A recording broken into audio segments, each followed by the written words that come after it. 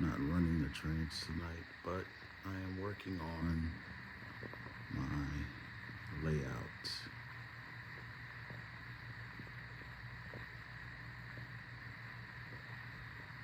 Working on power placement. Should I plug up the cords for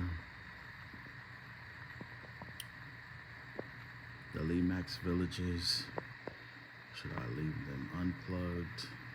Power up a light on a different location? Should I add another elevated line above this city? Which I could put all the way around and double this up.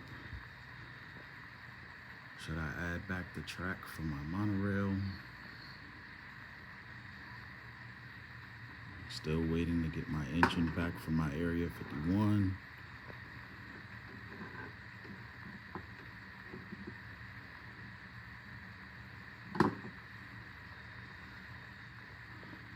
All of these lights are powered on this side, but none of the villages on my Christmas side are powered up because I haven't drilled a hole on the table.